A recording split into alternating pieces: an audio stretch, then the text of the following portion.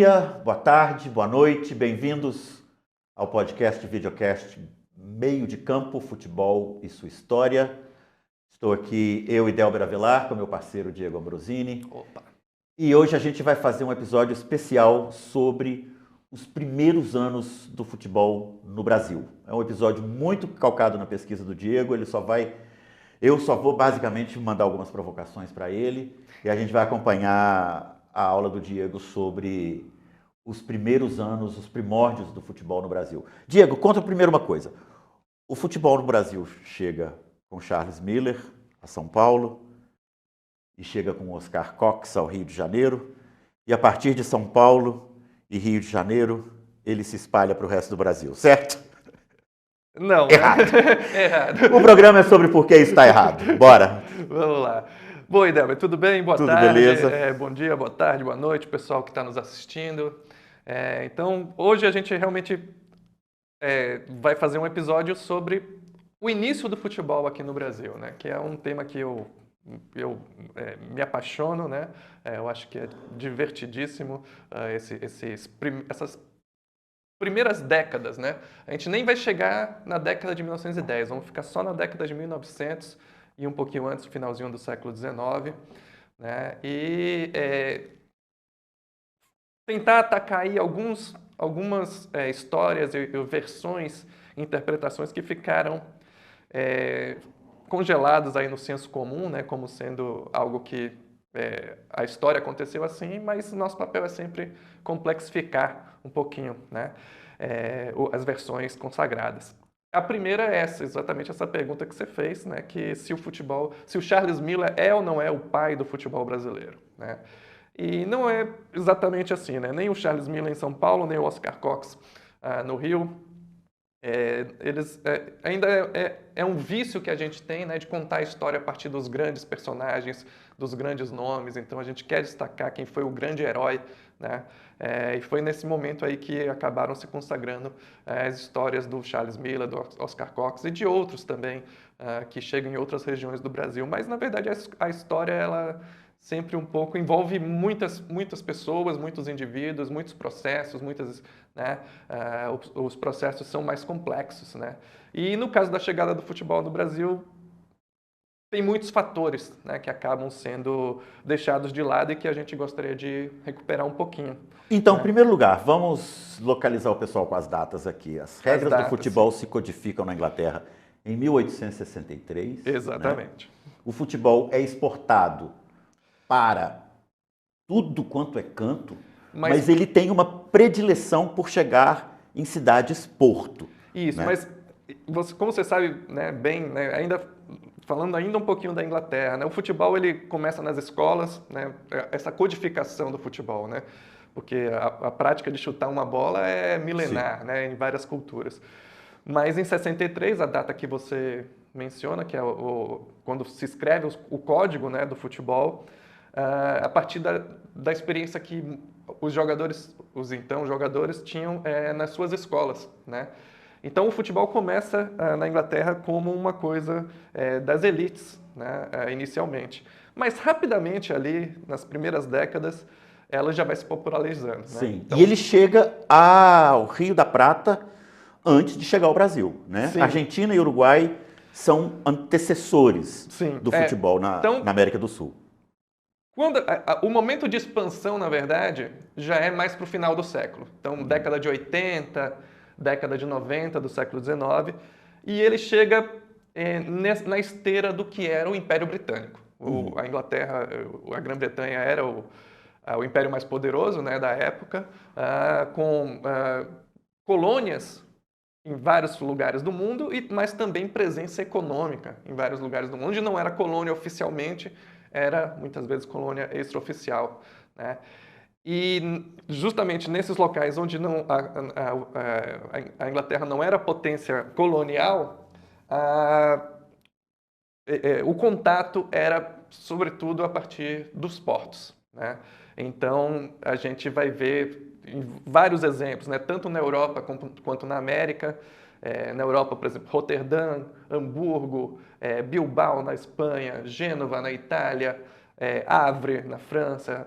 São a partir dessas cidades que o futebol chega nesses outros países. E aqui na América do Sul, os dois exemplos que você já citou, né, são iniciais, né, Buenos Aires e Montevidéu. A presença inglesa nos dois países era muito grande. Maior do que no Brasil. Muito A maior gente do vai que no fazer um Brasil. episódio sobre os primórdios do futebol na Argentina, porque é Sim. um tema que me apaixona o Diego também. Mas na Argentina você tem, já na década de 80, Sim. clubes como o Alumni, Sim. né? Todo mundo com sobrenome Inglês. inglês. Todo mundo é um fenômeno que não acontece no Brasil. Não acontece. Né? Não, sobretudo a questão dos clubes na Argentina, eles são vinculados com escolas, né? Uhum. Então, e aí a gente vê alguns exemplos até hoje, né, que como era comum na Inglaterra, eram os chamados old boys, que eram os caras que eram estudantes, aprenderam a jogar na escola e depois, já saindo da escola, formam os times.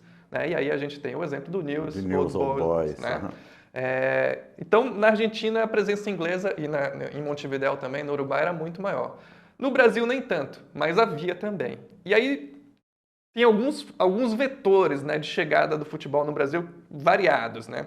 O primeiro a gente já mencionou, os portos. Né? Então, toda vez que chegava um navio aqui da Marinha Mercante Inglesa em algum porto, então espalhado pelo território brasileiro, né? Rio de Janeiro, claro, Santos também, aqui Recife. em São Paulo, Recife, Salvador, Belém, lá no norte. Rio Grande. Rio Grande, no Rio Grande do Sul, né?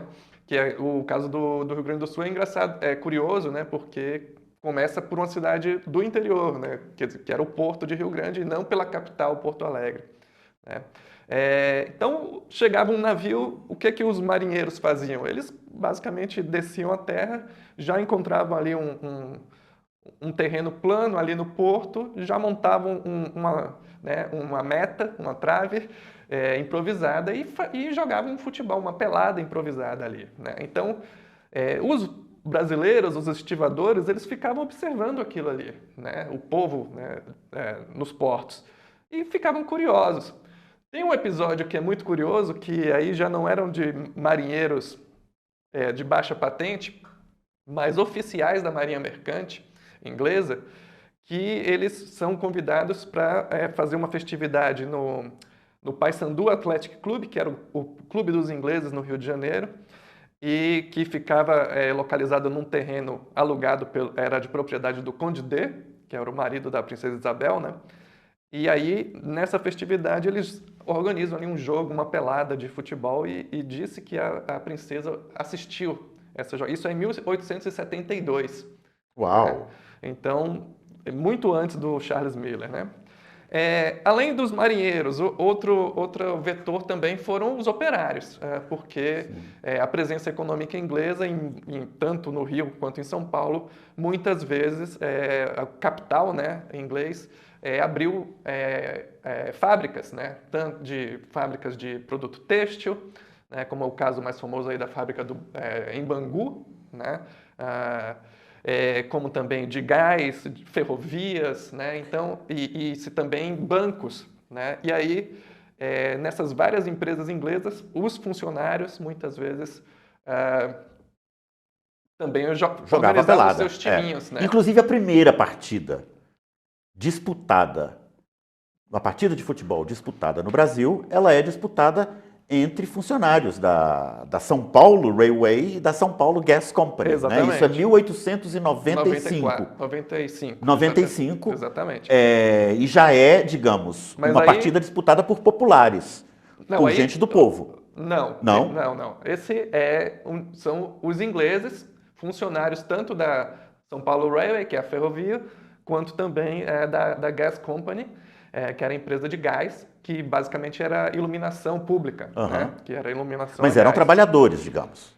Não era a história do menino de elite que vem... Era a turma do Charles Miller. Era a turma do Charles Miller. Exatamente. Charles Miller. Mas antes, né, outro exemplo que vale citar, que é interessante, que é na fábrica de Bangu.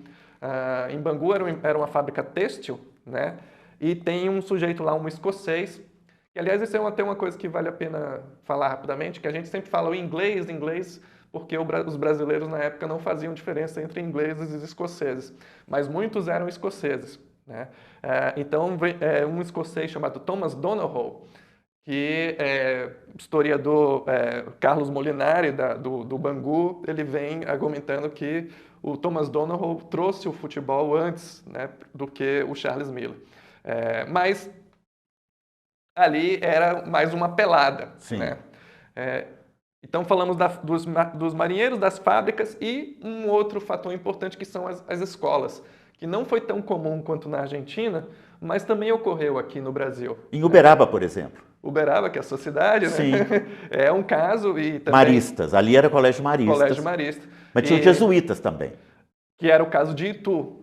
Então, geralmente escolas religiosas, né, de confissão religiosa, jesuítas e maristas, cujos padres não eram ingleses, mas eram italianos, franceses, espanhóis, já conheciam o futebol na Europa, né? A partir da Inglaterra, a prática de esportes ela entra muito forte nas escolas, né, como uma atividade pedagógica, né? E aí os padres na França, na Itália, na Alemanha começam a fomentar a prática de esportes. E alguns deles vêm para o Brasil, né? Isso ainda na década de 80. Quer dizer, então antes do Charles Miller também, eles trazem e começam. Então, alguns exemplos, né? O Colégio São Luís de Itu, o Colégio Anchieta, que era em Nova Friburgo, no Rio. Esses eram jesuítas. E o Colégio de Uberaba, que eu não me lembro o nome. Colégio Marista. Que era o Marista em Uberaba, né? Tem um Colégio Marista também em Santa Maria, no Rio Grande do Sul. Onde ali alunos de colégio, né? Quer dizer, com seus 14, 15 anos, começaram a jogar futebol ainda na década de 80. Agora, vamos acelerando para a gente também não perder o fio da meada. A primeira liga de futebol no Brasil se forma em São Paulo. Sim, né? mas... Em 1902. Só para terminar, fechar essa parte aqui, né? Quer dizer... Então quer dizer que o Charles Miller e o Oscar Cox não foram importantes. E a gente vai vincular ele com as duas ligas, né? Foram, na verdade, tiveram sua importância. Eles são representantes de um outro vetor, que são brasileiros, que eram brasileiros ou filhos de estrangeiros, que vão para a Europa e lá tomam contato com o futebol, né? Então, o Charles Miller, por exemplo, ele vai para Southampton, né, na Inglaterra. Ali ele conhece futebol, começa a jogar na escola dele e ele o Charles Miller tinha uma coisa que ele era bom de bola. Sim. Né? É diferente do Oscar Cox, por exemplo, que era meio perna de pau, mas o Charles Miller era bom, começa a se destacar e ele chega, inclusive, a jogar não só no time da escola, mas num time que era um time que era semi-profissional, na época se chamava St. Mary's, mas que depois deu origem ao Southampton. O Southampton que de hoje. Até hoje, né? Que joga agora, jogou recentemente a Premier League. Não sei, né? Então ele era bom de bola e ele volta para o Brasil, traz a bola, traz o uniforme, traz o livro de regras. O livro de regras, né? E começa a convencer. Aqui, chegando no Brasil, ele começa a convencer as pessoas da colônia inglesa, né? Existia em São Paulo um clube, que era o São Paulo Athletic Club, que era da colônia inglesa, mas aqui, eles não jogavam futebol, jogavam basicamente cricket, né? E rugby. E aí o Charles Miller monta um time de futebol e começa a divulgar, né? Então, o que tem de especial? No São Paulo Athletic Club. No São Paulo Athletic. Só para a galera não se perder, o primeiro campeonato de 1902 é disputado por 5 times. Sim. Vamos dar o nome desses times para quem não conhece, Diego. Ter o mapinha antes de você começar a falar de cada um. São Paulo Athletic Club, o Paysandu... Não, Paysandu é do Rio. O Paysandu era carioca. Aqui em São Paulo era o São Paulo Athletic Club, que como geralmente o pessoal chama de SPAC, né, pela sigla. O Germânia, né, o Paulistano, o Internacional e o Mackenzie.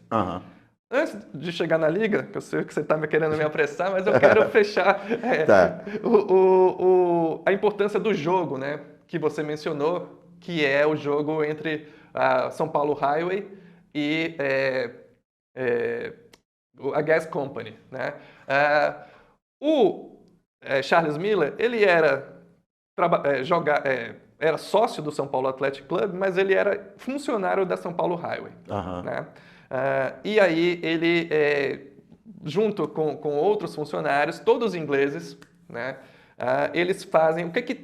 por que esse jogo é considerado o primeiro jogo de futebol no Brasil? Embora a gente tenha visto vários exemplos antes, né? De peladas. Que era a diferença justamente entre um jogo de pelada, que você pode não ter os 11 jogadores de cada lado, não tem uniforme, você não vai jogar 90 minutos, não vai jogar de acordo com as regras todas do futebol. Mas esse jogo, sim, pela primeira vez foi um jogo que foi jogado em 2 tempos de 45, né, com 2 equipes de 11 jogadores, com uniformes. Então, fizeram a divulgação, anotaram uma súmula, né, então tinha um juiz. Então, tudo isso faz com que esse jogo, especificamente em 1895, seja considerado o primeiro jogo... Entre São Paulo Railway e São Paulo Gas Company. Gas Company. Beleza. E aí, a partir daí, no final da década de 90, aqui em São Paulo, começam a se fundar, tem uma febre, né, de criação, fundação de clubes, né? O São Paulo Atlético ele já existia desde 1888, mas começam a surgir outros clubes. Então, vão ser esses 5 clubes que vão jogar em 1902. Então, rapidinho, quero falar um pouquinho de cada um. Né? Então, vamos lá de novo. São Paulo Atlético, Germânia, Internacional, Mackenzie e o Paulistano. E o Paulistano, claro. Exatamente. O Paulistano, que seria o clube do Friedenreich. Depois, muito mas depois. A gente não vai chegar a falar... Nem vamos chegar perto do Friedenreich hoje. Que é década de 10. A gente vai parar na década de 1900. Então, o São Paulo Atlético era basicamente o clube dos ingleses, né?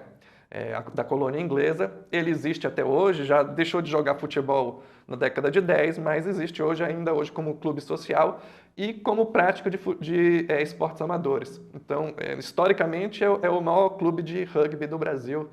Vários títulos aí, mas a gente sabe que o rugby não é um esporte muito grande no Brasil, mas tem campeonato brasileiro sendo disputado. O São Paulo Atlético é o maior time, né? E era da colônia dos ingleses, né? Depois vem o Germânia. O Germânia, como o próprio nome diz, né, era a colônia dos alemães. Uhum. Mas tem uma história muito curiosa, né, porque o Germânia tem um personagem chamado Hans Noblin, que era um imigrante alemão da cidade de Hamburgo, né? Ele conheceu o futebol lá em Hamburgo. Então, vocês lembram que eu tinha falado que Hamburgo foi por onde o futebol chegou na Alemanha, né? E ele participava de um time chamado Germânia, lá, que depois, através de fusões e tal, daria origem ao atual Hamburgo, né, que é o time que acho que acabou de ser promovido, né, da Bundesliga 2 para a Bundesliga 1 depois de vários anos, um grande time, né? Por isso Germânia é azul e preto, como o Hamburgo. Exatamente. As cores vêm desse time, né? A gente tem um outro exemplo no futebol brasileiro, também fundado por alemães. Também vai escolher as cores azul e preto em homenagem ao Germânia, que é o Grêmio de Futebol Porto-Alegrense. Exato. Né? Que até é uma curiosidade quando eles vão disputar o Intercontinental justamente contra o Hamburgo. Né? Então, o Germânia vai ser o time dos colonos alemães, dos imigrantes alemães, com a cor azul e preta, em homenagem ao Hamburgo. Né? Hans Noblin é um nome importante aí, que vai ser... vai formar o time. O Hans Noblin, ele tinha antes, né, ele chega no Brasil e ele procura alguém para jogar futebol, não consegue, e aí ele tem antes de formar o Germânia, tem uma história curiosa porque ele acaba reunindo, né, junto um grupo de jovens rapazes com a ideia de formar um clube, né, só que esse grupo especificamente é um grupo que envolvia não apenas alemães, mas também ingleses, italianos, franceses, portugueses e também brasileiros. Né? E aí eles entram em acordo, vão formar o clube, mas quando no momento de escolher o nome, o Hans Noblin ele sugere que o time se chame Germânia, justamente, né, pela homenagem que ele queria fazer ao clube anterior dele. E os outros não aceitam, porque eles são ingleses, são italianos, portugueses e brasileiros, então acabam colocando o nome Internacional, né, que é um clube que já não existe mais. Depois, na década de 30, eles vão acabar por sucessivas fusões, aí vão fazer parte da história do São Paulo Futebol Clube, né?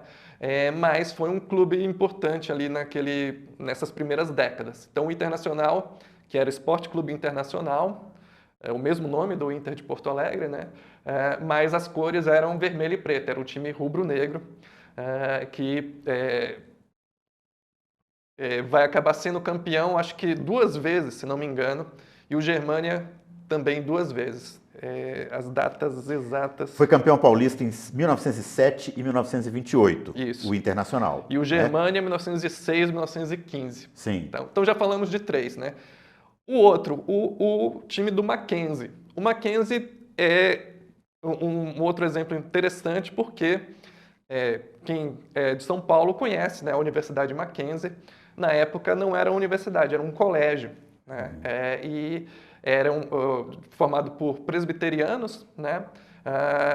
Basicamente canadenses e americanos. Era conhecido como a escola americana. Era uma escola onde estudavam filhos de imigrantes e também alguns filhos das elites brasileiras paulistas da época.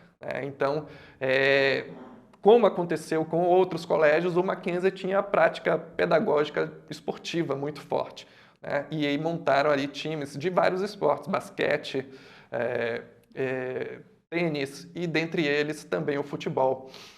E aí o Mackenzie é um caso no Brasil, de time formado por old boys. Então, eram ex-alunos do Mackenzie, da escola, né, que depois, já saído, já com 18, 20 anos, eles vão formar o time e decidem homenagear a escola, colocando o nome do time de Associação Atlética Mackenzie, né? Jogava em vermelho e branco. Vermelho e branco. Que é a cor do colégio até hoje. E tem um personagem interessante aí, que é o Belfort Duarte. Que até as cores são as mesmas, não tem exatamente ligação, mas depois ele sai de São Paulo, vai para o Rio e ele se vincula ao América, ao América Carioca. Joga muito tempo no América, chega a ser presidente. E o Belfort Duarte tem 2 coisas curiosas da história dele, que primeiro, ele vira uma espécie de embaixador do futebol e do América, né? E é por causa dele que a maioria dos Américas, não é o caso do América Mineiro, né? Mas os outros Américas espalhados pelo Brasil se chamam América e tem as mesmas cores do América Carioca, porque ele sai montando clubes chamados Américas em todo o Brasil. Agora, antes de você falar do último clube, confirmar uma coisa sobre o Germânia. O Germânia da mesma forma como o Palestra Itália teve que mudar o nome para Palmeiras, em São Paulo, e para Cruzeiro, em Belo Horizonte, durante a guerra, o Germânia também tem que mudar de nome durante a guerra, certo? Isso é bem importante. É bem importante. Ele muda de nome para Pinheiros, né? Então, o Clube Pinheiros, que existe até hoje aqui em São Paulo, e também tem um clube social, né? Fica ali na Faria Lima, e é um clube esportivo de esportes amadores muito importante, né? Então, o Pinheiros tem time de vôlei, tem time de basquete, tem natação, tênis. Então, muitos dos atletas olímpicos brasileiros, gente que ganha aí as medalhas de ouro e de prata e de bronze na Olimpíada, geralmente são atletas do Pinheiros. Sobretudo a natação. Natação muito forte. Então, vários grandes nadadores brasileiros foram atletas do Pinheiros. Então, isso é importante, né? O quinto clube. Esse é um clube importantíssimo para a história do futebol brasileiro. Sim. Fala pra gente rapidinho o que é o Clube Atlético Paulistano. O Paulistano. Então, acho que vou falar do Paulistano, é importante falar um segundo mistificação do senso comum que a gente costuma ter, né? Que é a ideia de que o futebol no Brasil ele foi um esporte de elite inicialmente, né? Não é exatamente assim, né? Quer dizer, esses todos que a gente falou antes, então, sobretudo os times de colônia, o Germânia e o SPAC, né? O São Paulo Athletic, esses imigrantes eles não eram necessariamente milionários ou ricos, elite, né? Eram gente de classe média, né? Funcionários de banco, né? De fábricas, né? Então, claro, Operários às vezes ou operários às vezes também, mesmo colonos né? da terra, né? Exato. Então, o Mackenzie já um pouco mais, e também o Internacional também era muita gente de classe média, né? Agora o paulistano não. O paulistano Paulistano da elite. realmente era o clube vinculado com a elite paulista, né? Dos cafeicultores, né? Os donos de fazendas de café, né? Que eles é o último clube a ser fundado dessa leva aí. O paulistano é fundado em 1900, né?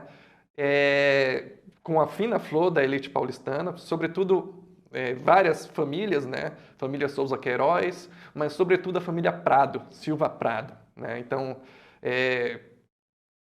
aqui em São Paulo, se a gente anda ali pelos bairros, pelo centro ou pelos bairros de Higienópolis, na região da Avenida Paulista, a gente vai ver um monte de rua, né, com o nome desse pessoal aí, Martínico Prado, Antônio Prado, Dona Veridiana, Avenida Angélica, era todo mundo da família Prado, né, que era uma família que, desde o século XIX, tinha altamente poderosa, né, grandes fazendas de café no interior do estado, e que chega e que vem que mora na capital, né?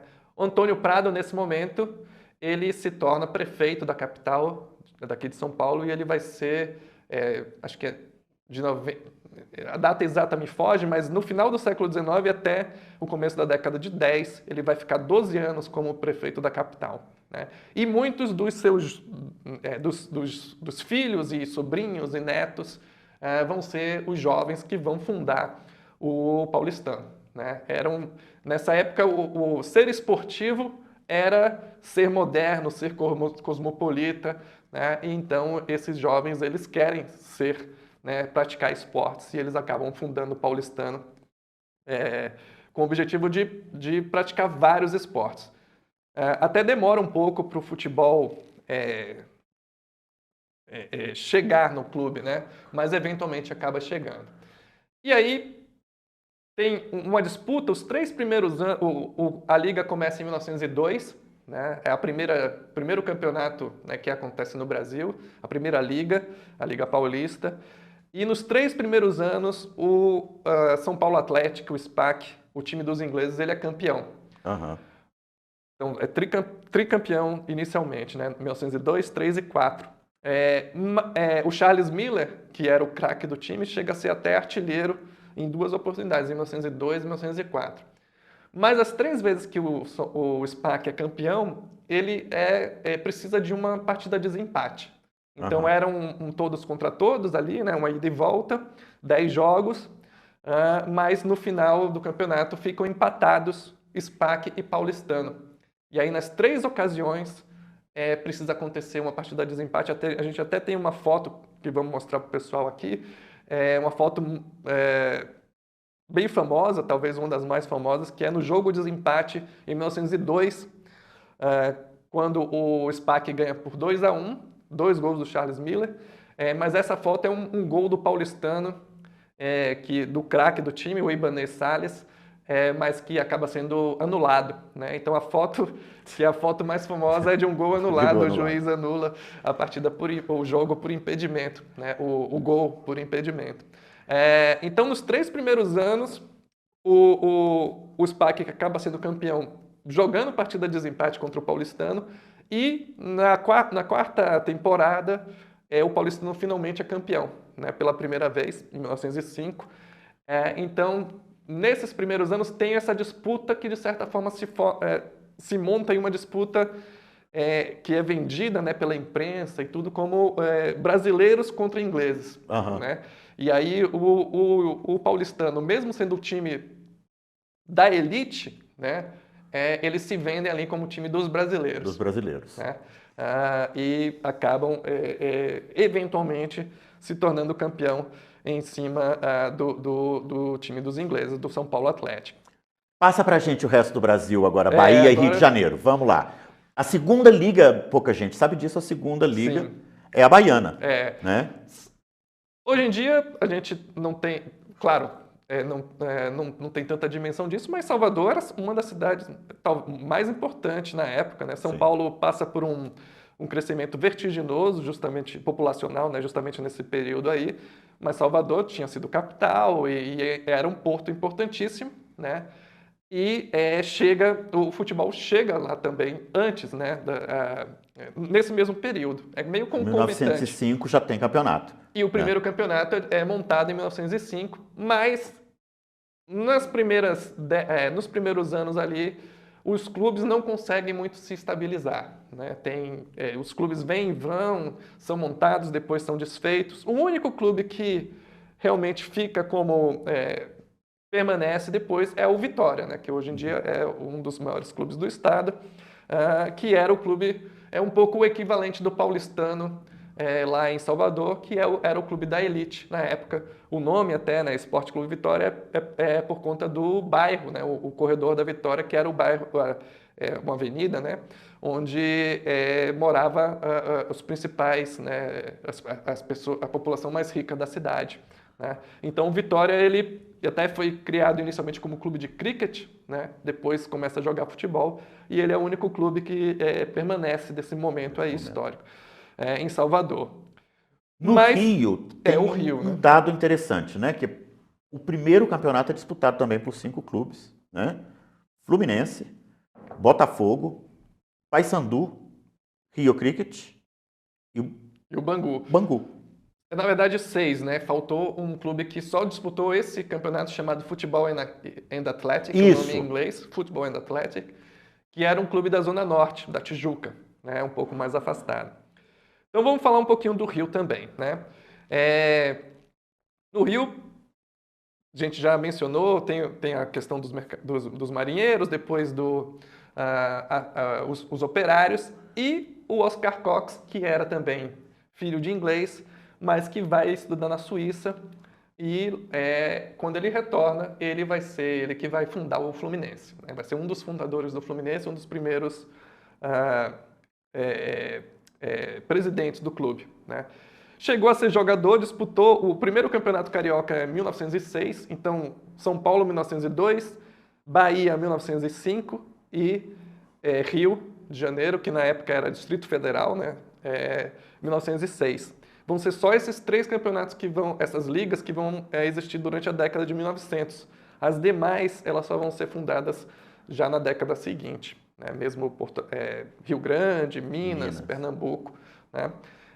Então, o Oscar Cox, ele participa do time do Fluminense nesse primeiro campeonato, 1906, mas joga algumas partidas só, ele era meio perna de pau, embora fosse ao contrário do Charles Miller, que era bom de bola. O Oscar Cox, ele não se torna titular do time. Ele entra em algumas partidas, mas não é titular. Quem é titular é o irmão dele, que é o Edwin Cox, que era o centroavante, artilheiro do Fluminense. E o Fluminense tinha alguns ingleses, né? E tem até uns argentinos, né? O Echegaray, é um nome basco que eu não consigo. O pessoal tricolor aí vai saber de quem eu estou falando, o Vítor Echegaray.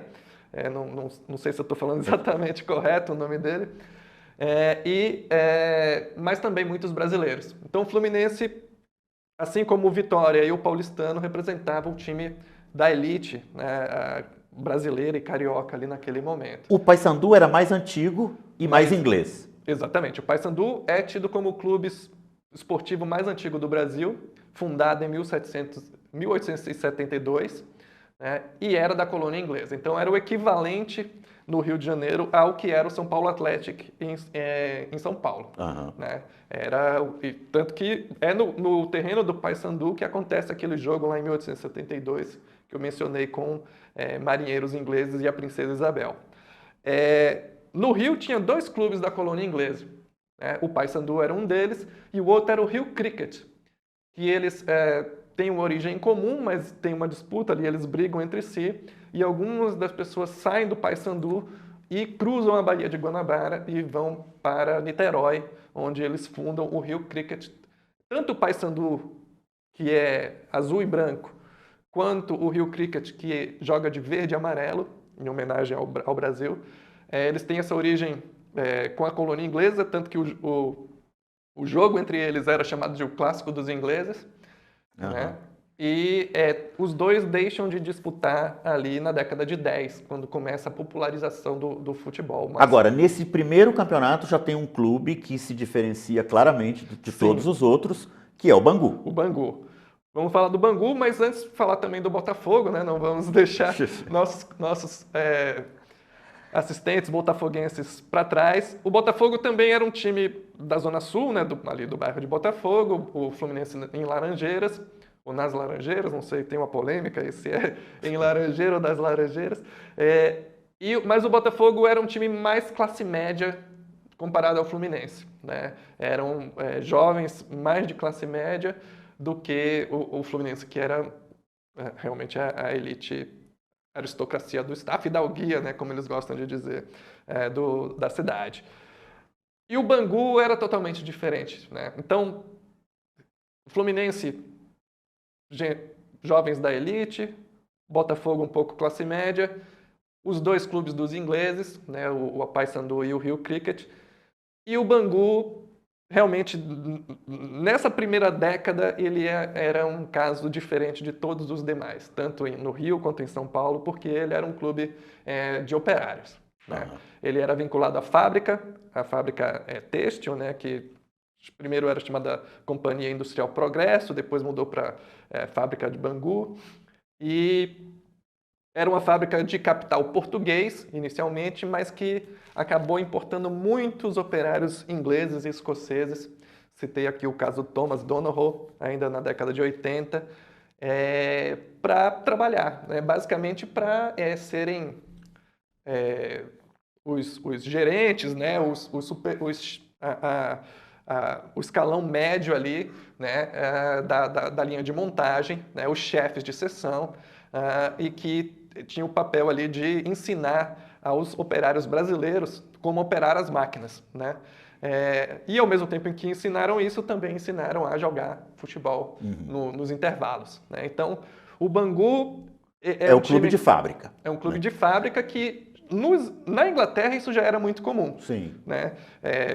O futebol começa com os old boys, com a elite, né, das escolas, mas logo se populariza, principalmente no norte do país, né, em Manchester, Liverpool, e tanto que na década de 1980 acaba virando um esporte profissional, né? Aqui no Brasil vão começar a aparecer vários clubes de fábrica na década de 10. Sim, né? Em 1909 funda-se um outro clube de fábrica no Rio de Janeiro, que é o Andaraí. Né? Andaraí. Exatamente Sim. Em 1909, ali na região onde hoje, para quem conhece o Rio de Janeiro, onde hoje fica o Shopping Boulevard, né? Vila Isabel, basicamente. Vila Isabel, exatamente. Funda-se um outro clube que tem essa característica também de ser clube de fábrica, né? Como o Bangu.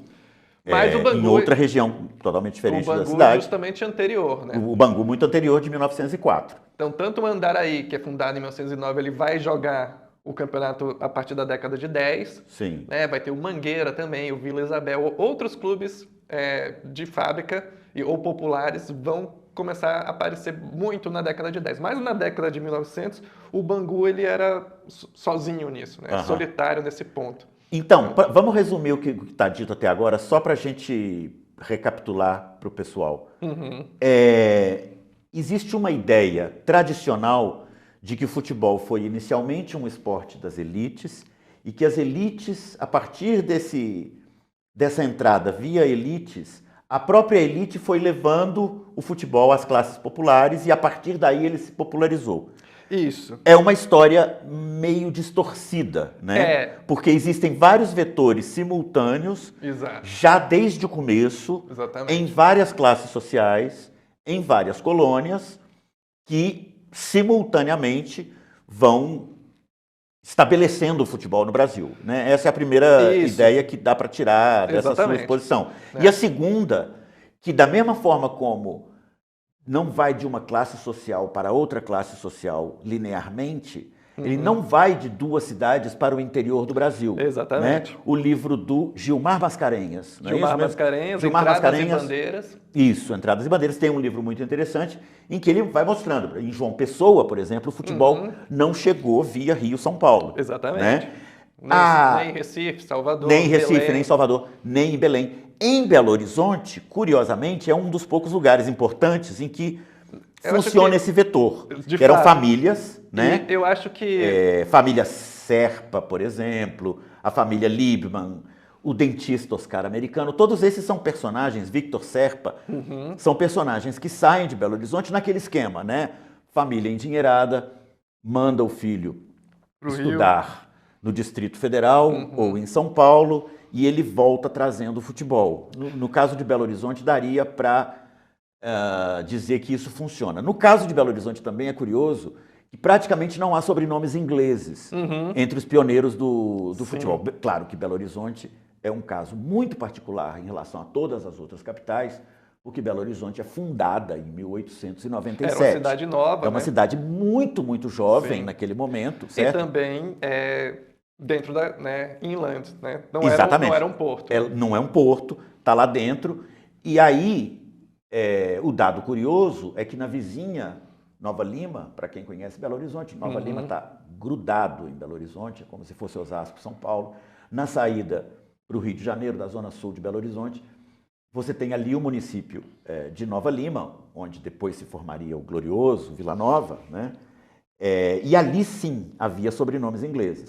Eles formam o Morro Velho Athletic Club. Ali era uma região mais fabril, né? Ali é uma região mineira, né? De fábrica mesmo, de indústria mesmo. E isso também explica o fato de que no interior de Minas Gerais o futebol não chega por Belo Horizonte. Sim.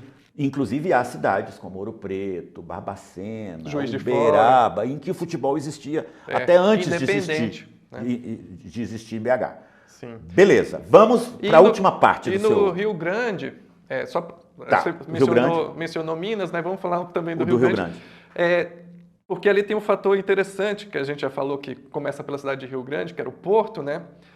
E também tem essa coisa das cidades do interior, então Uruguaiana, Santa Maria, Caxias, também tem ligas muito fortes fora da capital, mas pela proximidade geográfica tinha um fator de influência também dos países latinos. Sim. Então, tanto da Argentina quanto do Uruguai tem um vetor dos ingleses, um vetor dos imigrantes alemães, italianos, mas também um fator ali, um vetor dos vizinhos, né, dos nossos irmãos. Ali. Então, você veja que são dimensões múltiplas que elas vão se combinando. Né? Sim, a gente não tem uma única não é um vetor linear indo de uma classe para outra. E cada região do país, né, como você já mencionou, vai ter a sua própria história. Antes da gente entrar na última parte, só para repisar um pouco o que você tinha dito, né, que é a ideia de que o futebol não foi apenas um esporte de elite desde o princípio. Né? Então a gente já mencionou os times do Rio e de São Paulo, né? Mas também vale a pena a gente pisar aqui, apontar aqui um outro ponto, que essa narrativa do futebol ter sido um esporte de elite no seu começo aqui no Brasil tem muito a ver com o fato de que as duas principais ligas, a Liga Paulista e a Liga Carioca, elas eram as ligas oficiais. Então, poucos times ali participavam, né? Cada time com a sua história, a gente já falou de todos eles, né? E eles eram, de uma maneira ou de outra, né, com a única exceção do Bangu, times que no mínimo eram de classe média ou dali para cima. Né? O Bangu é a única exceção de times operários. Mas isso não quer dizer que as pessoas pobres e negras não jogassem futebol. Sim, estavam jogando. Estavam jogando. Só que eles estavam jogando no que ficou, depois a gente passou a chamar de futebol de várzea, que é uma expressão, sobretudo aqui paulista, né? Ou futebol suburbano, que é a expressão mais comum no Rio de Janeiro. Ou seja, nos bairros, né? Quer dizer, esses times eles não chegavam a disputar porque as ligas elas não permitiam que esses times entrassem, né, no campeonato oficial. Mas a população pobre e negra ela estava montando os seus próprios clubes, os seus próprios times, as suas próprias ligas. Então, a gente falou do Gilmar Mascarenhas e podemos mencionar dois outros livros muito importantes, né, sobre o Rio de Janeiro. O Futebol Mania, do Leonardo Pereira, e sobre São Paulo, E a Bola Rolou, do Wilson Gambetta. Então, são duas pesquisas que os pesquisadores foram escrutinar, né, a imprensa da época e descobriram que tinha times sendo montado aí, dezenas, centenas de times sendo fundados tanto no Rio quanto em São Paulo. Não é à toa que o nome do livro do Leonardo Pereira é Futebol Mania, porque foi uma verdadeira mania jogar futebol aí nesse começo. Só que, claro, as ligas não permitiam que eles esses times entrassem. E isso dá o gancho para a nossa última parte, porque por causa da grandeza do Vasco da Gama e da importância que teve a conquista do Campeonato Carioca de 1923 pelo Vasco da Gama para a integração racial do futebol brasileiro, muita gente se confunde pensando que o Vasco da Gama foi o primeiro clube a ter jogadores negros, ou que o campeonato de 23 foi o campeonato em que pela primeira vez houve jogadores negros. E essa ideia, ela apaga toda uma história pregressa, né, que inclui protagonistas negros muito importantes. Então, obviamente, a gente não quer diminuir a importância da conquista do Vasco. A gente só está iluminando um período da história em que isso ainda não havia acontecido, né, não havia acontecido a resposta histórica do Vasco, e uma série de jogadores negros eram protagonistas no futebol. Então, conta para nós aí as figuras centrais. Acho que a história do Vasco é fantástica por vários fatores, né? E o primeiro deles é o fato de que o Vasco foi campeão. Exato. Né? Ele saiu da segunda divisão, foi campeão da segunda divisão, chegou na primeira divisão e no primeiro ano ganhou de todo mundo. Né? Então isso, de certa forma, chocou também os times aristocráticos. Né? Mas isso acontece em 1923. Desde a década de 1900, já havia jogadores negros. Né? E aí eu selecionei aqui, acho que três causos para contar, três histórias, né, que são interessantes e demonstram a forma como as relações étnico-raciais ocorriam no Brasil da época e no futebol especificamente. Né. Tem um outro caso que eu não posso deixar de mencionar, porque senão os torcedores da Ponte Preta vão ficar bravos comigo, porque a Ponte Preta também, ela foi fundada em 1900, e dentre aqueles que fundaram a Ponte Preta é um time também fundado por operários, né? O bairro da Ponte Preta é um bairro mais de classe baixa ali na cidade de Campinas, e havia um jogador chamado Miguel do Carmo, né? Que joga na Ponte Preta, um homem negro, né? E depois, inclusive, chega a ser presidente do clube.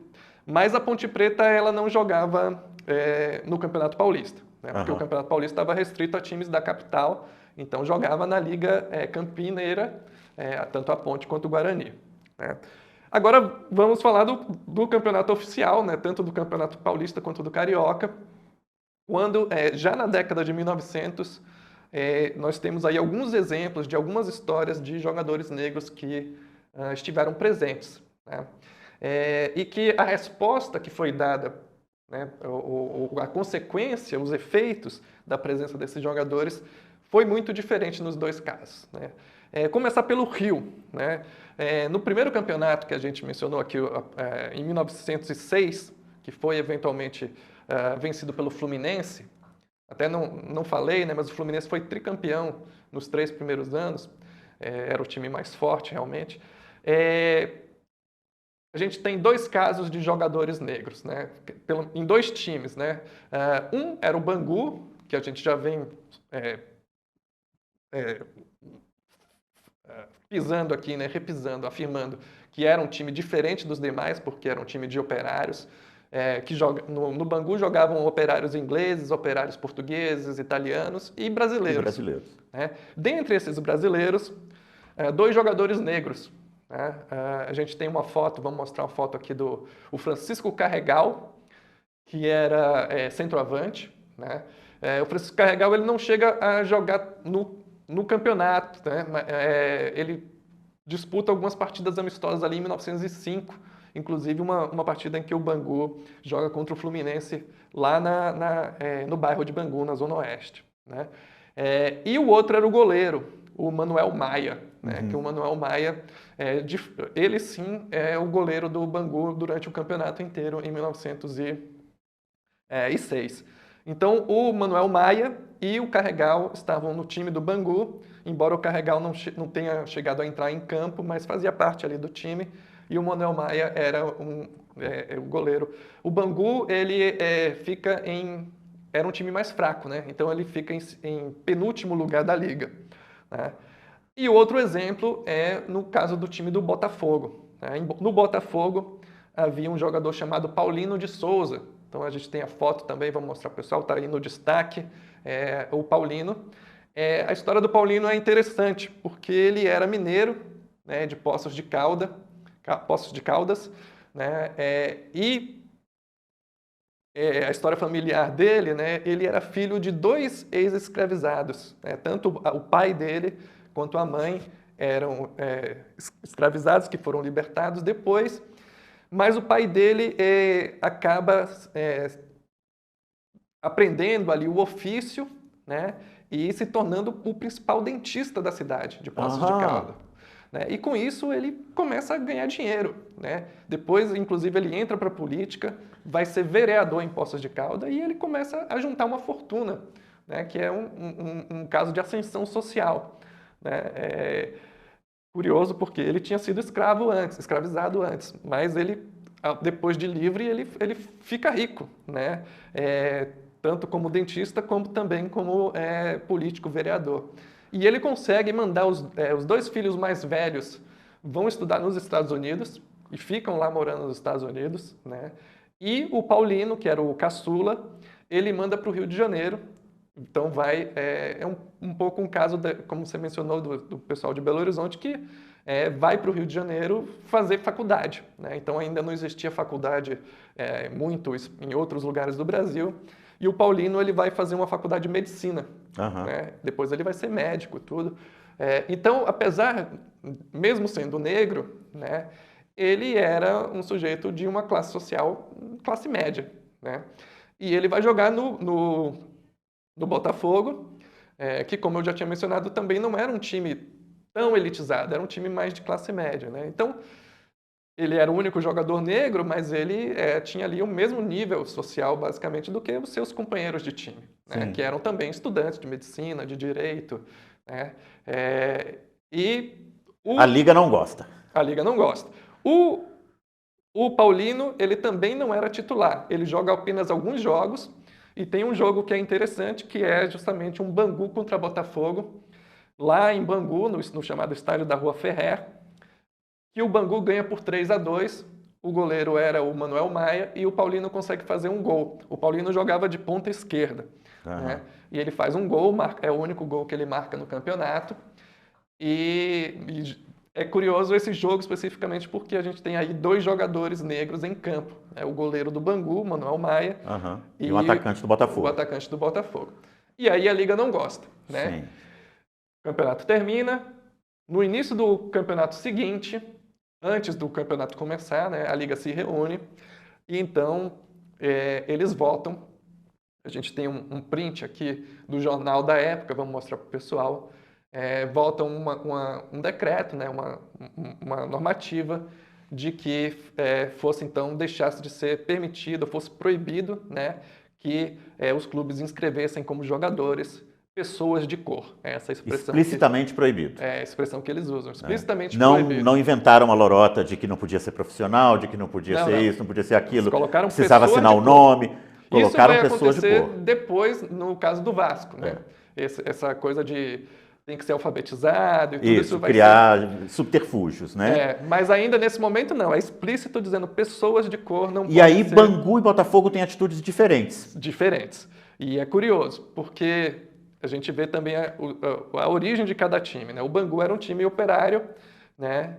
E o Botafogo um time de classe média.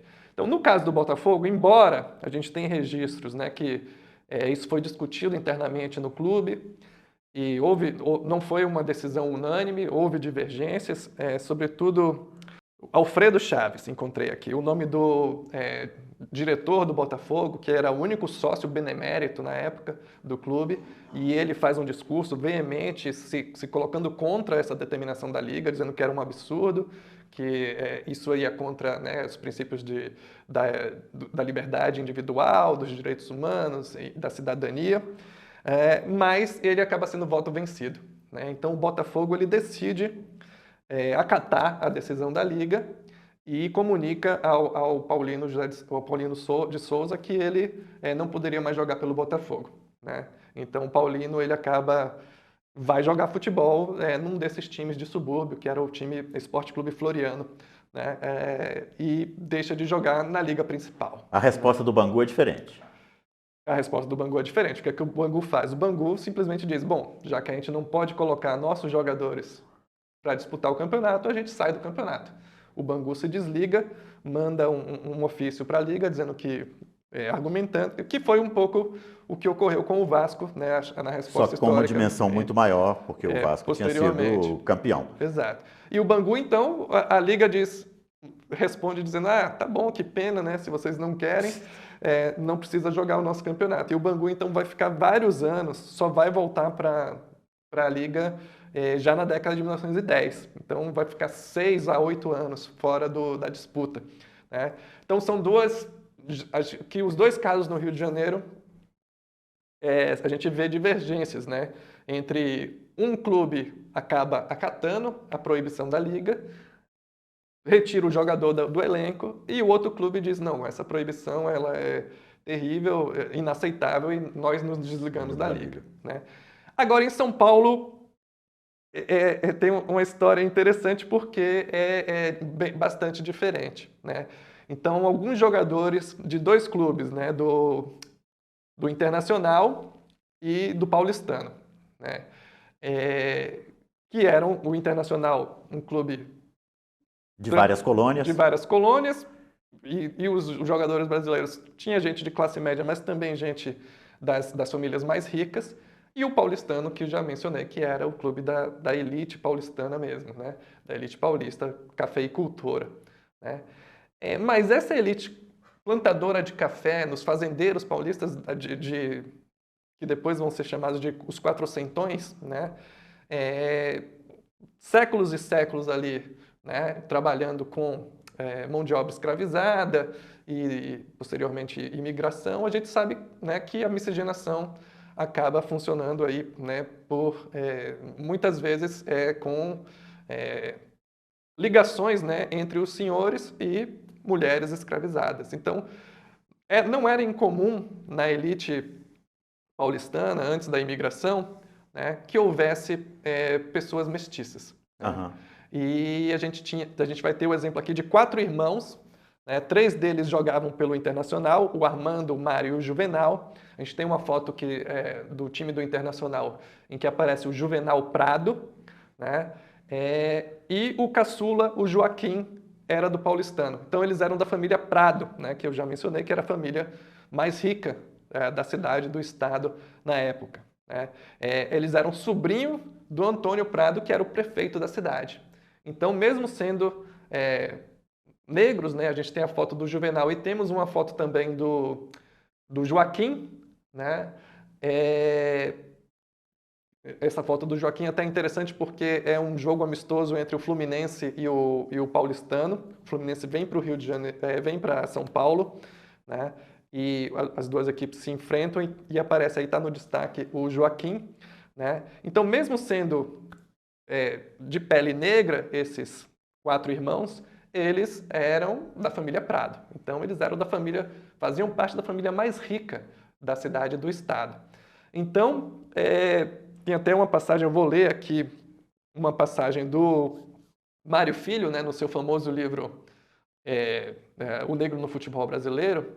O Mário Filho ele conta justamente a história desse jogo entre Fluminense e Paulistano, quando os cariocas vieram para São Paulo, né, e aqui eles foram então recebidos pelo Joaquim Prado, que era jogador ponta esquerda do Paulistano. E o Joaquim Prado abriu todas as portas da cidade, né, dos melhores hotéis, dos melhores restaurantes para os jogadores do Fluminense, né? E aí essa passagem do do Mário Filho é muito pitoresca, né, com a retórica do Mário Filho, né? Ele diz o seguinte, abre aspas, né? Joaquim Prado, winger left do Paulistano, do ramo preto da família Prado.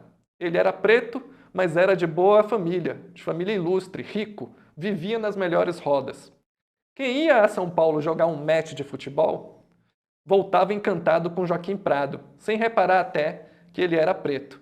E se reparasse, era para gostar mais dele. Um verdadeiro lorde. Ele fazia tudo como se não estivesse fazendo nada. Também tinha nascido naquele meio, vivia nele, o meio do paulistano. E ele completa assim, se ele viesse para o Rio de Janeiro, estaria no meio do Fluminense, se sentiria em casa no Fluminense. E em São Paulo se sentia em casa no paulistano. Não era incomum, então, mesmo no paulistano, o clube da elite, havia a outros presença de casos mestiços. também. Por exemplo, era jogador do paulistano também o Clóvis Glicério. Clóvis Glicério era filho do Francisco Glicério, que é um personagem importante, republicano, né? Depois vai ser ministro da República, senador por São Paulo, general. Tem ruas também chamadas Glicério em várias cidades, né, no Brasil, mas que era também filho de uma mulher escravizada, né?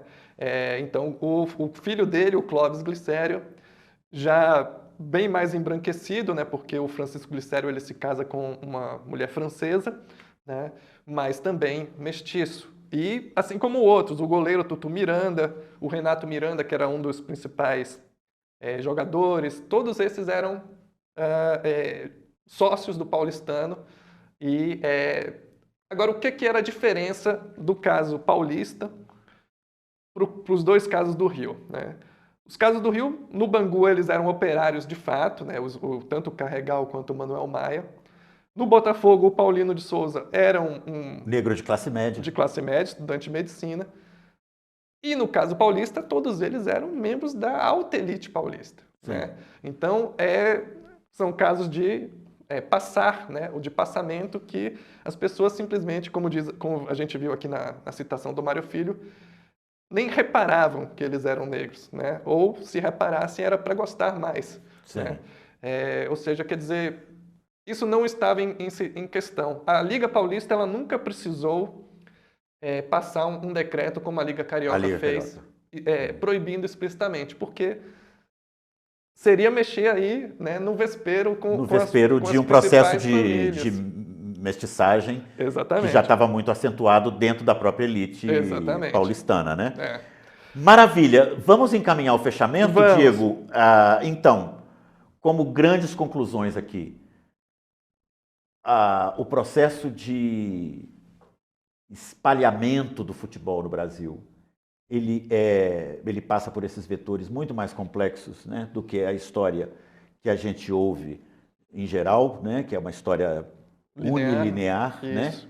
E no caso da incorporação da população negra ao futebol, também é uma história com muitos vetores anteriores a esse momento crucial que é o campeonato de 23 do Vasco da Gama, que em algum momento a gente vai abordar aqui também, e que passava por vários níveis, né? Quer dizer, um jogador negro de classe média, um jogador mestiço que é parte da elite, as várias ligas de subúrbio ou de várzea, que aí sim incluíam muito mais jogadores negros, desde sempre. Aí, né? aos montões. Aos montões, desde sempre. Muitos. Né?